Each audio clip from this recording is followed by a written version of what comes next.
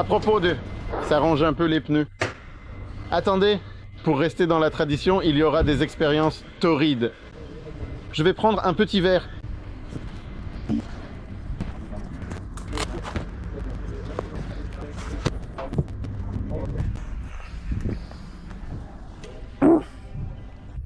Ok, alors c'est parti. Ces motos sont trop bonnes ces jours-ci parce que je reviens juste de Panigale et je me suis dit que je devais me sortir de la tête d'en avoir une. Maintenant, il va falloir que je me sorte de la tête d'avoir une Fireblade. Vous savez sûrement que je suis un fan de Honda depuis longtemps, mais la Fireblade, même si je l'aimais bien, à mon avis sur circuit, désolé, mais on ne pouvait pas accepter que sur la ligne droite, d'autres 1100 m3 te dépassent avec une telle facilité. Maintenant, ce ne sera plus le cas. Vraiment, ce ne sera plus le cas parce qu'il y a de la puissance et le fait qu'ils promettent 214 chevaux au moteur, il me semble que ça pourrait être vrai. Les Japonais avaient un peu tendance à surestimer la puissance ou à l'annoncer dans des conditions optimales. Mais peu importe. Quoi qu'il en soit, on sent vraiment cette puissance. Hier, j'ai parlé avec l'ingénieur responsable du moteur.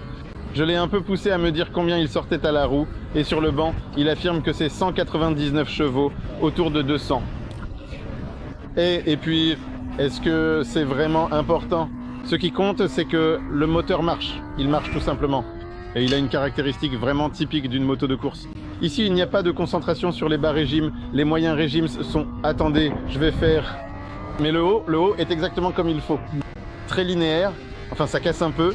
Mais c'est très linéaire à partir de 7000 tours. Parce qu'avant 7000 tours, il ne se passe pas grand-chose. Et puis après, on dépasse et ça commence... Bouh!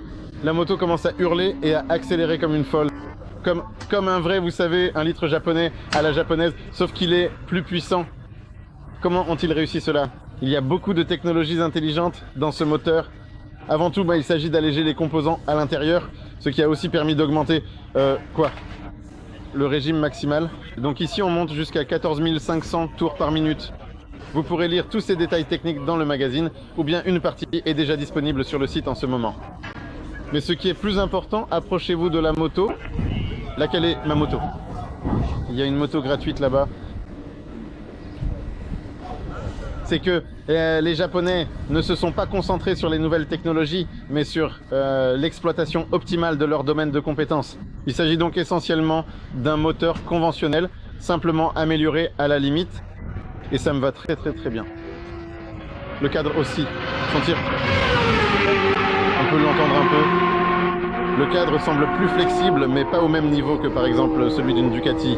Je dirais que si je devais le comparer à des motos européennes, ce serait plutôt à l'Aprilia RSV4, parce qu'on sent que cette moto peut se plier dans les virages, qu'elle peut travailler, mais elle n'a pas cette instabilité qu'on retrouve chez Ducati. Donc c'est tout simplement une caractéristique de conduite complètement différente. La moto reste toujours stable, sauf si on la sollicite beaucoup avec les gaz. Alors là, ça commence un peu à devenir une conduite où, vous savez, on sent qu'elle doit travailler. La suspension est incroyable, tout simplement une suspension de dingue. Ce que j'ai appris, et c'est très intéressant, c'est que cet Öhlins, c'est un Nix. Nix, je ne me souviens plus du nom. En tout cas, cela sert à générer la pression dans la chambre d'huile. Donc c'est pressurisé, c'est-à-dire que la fourche est sous pression. C'est une construction plus récente que, par exemple, encore une fois, je fais référence à la Ducati Panigale parce que je viens juste de la conduire. C'est une conception plus moderne grâce au fait que l'huile à l'intérieur est sous une pression de 6 bars, ce qui minimise l'inertie et l'apparition, par exemple, de bulles d'air. Donc la fourche est plus précise. Le circuit du Qatar n'est pas du tout une piste parfaitement lisse. Il y a ici quelques bosses et moi j'entrais dans les virages. Je n'en suis qu'à ma deuxième session, mais j'abordais vraiment les virages de façon très ambitieuse. Je freinais fort à l'entrée et je me sentais totalement en confiance. En ce qui concerne les freins, je suis surpris que le Brembo de Telema fonctionne parfaitement, mais malheureusement le problème avec l'ABS persiste toujours. Ce n'est plus vraiment un problème qui disqualifierait cette moto pour la conduite sur circuit avec l'ABS, mais ce n'est toujours pas le meilleur système possible, car les Japonais refusent de contourner la loi et n'autorisent pas le blocage de la roue arrière. Donc lorsque la moto commence à lever la roue arrière, on ressent un léger pompage au niveau du levier, mais c'est un pompage qu'on sent simplement, sans que cela n'influence vraiment notre conduite.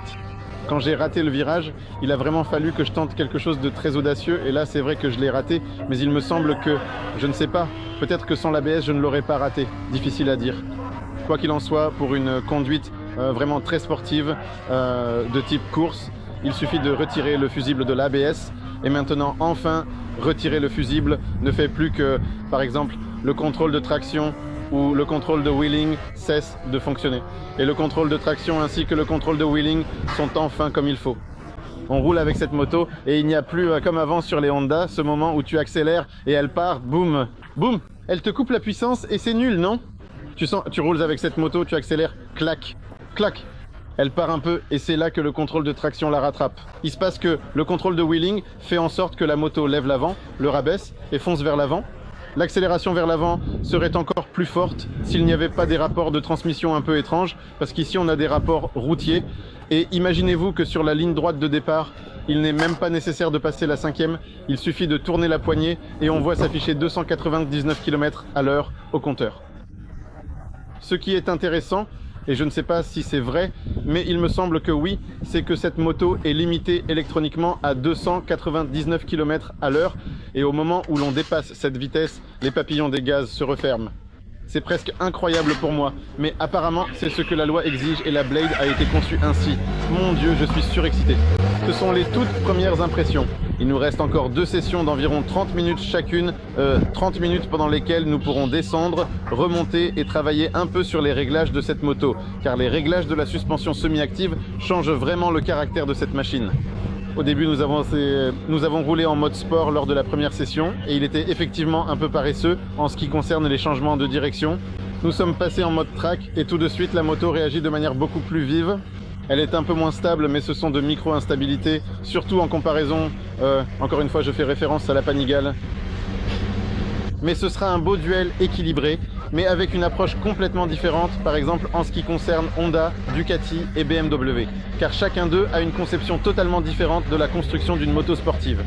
Et ce sera une confrontation incroyable, car chacun sera très rapide, et je sais que tout dépendra des pilotes, mais grâce à des caractères aussi différents, chacun trouvera la moto qui lui convient, et moi je ne sais pas encore laquelle sera faite pour moi.